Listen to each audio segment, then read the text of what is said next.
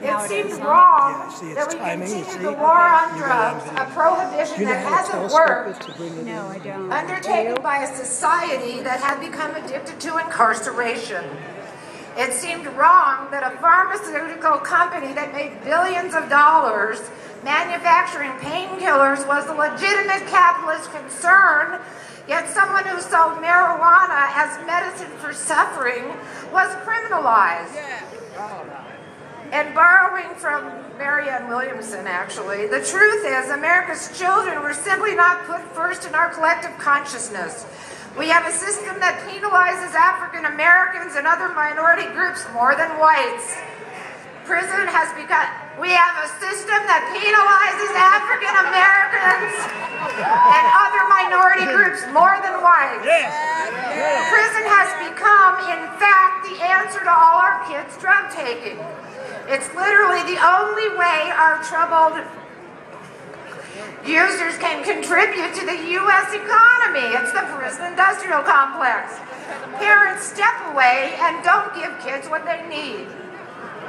The criminal underclass created by the drug war cost America more in lives and money and outright human tragedy than any straight-out use of these outlawed drugs ever would if they were legal.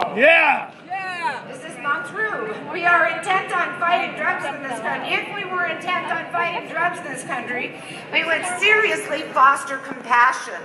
Instead of dealing with this problem by saying no to drugs, we would be dealing with this problem by saying yes to something else. One of the most repressive principles in the drug-free dogma is we, as parents of all nations, must say to our local law enforcement officer, if my child breaks the law by using illicit drugs, please arrest him or her. We've been doing this. Parents accept this extraordinary notion that we mothers should actually applaud the act of calling in the police to arrest our children. Yet criminologists know that the most powerful correctional force in the world is loving parents. I personally could no longer accept the twisted logic behind all that. As Martin Luther King pursued his strategy of nonviolent protest, an NAACP leader mocked him by saying, "How many laws have you changed?" King replied, "I don't know, but we've changed a lot of hearts." My heart has changed. This has been 3 years now that I've been involved in this movement. I knew this to be true, that the moral stigmatization of drug users and the criminalization of illicit drug use was aimed at people in need of compassion and recovery. I searched for others like me, mothers whose mission it would be to change drug policy and end the war on drugs. Mothers who had lost their children to overdose, mothers whose kids had been incarcerated, mothers whose sons and daughters still struggled with addiction. 2 years ago at the last Reform Conference, a group of mothers led by Gretchen Bergman, who you saw on stage here from A New Path, conceived the idea of a campaign of mothers. What's more powerful than mothers? Oh my God. Mothers whose mission it would be to change drug policy and end prohibition, as mothers helped do in the 30s.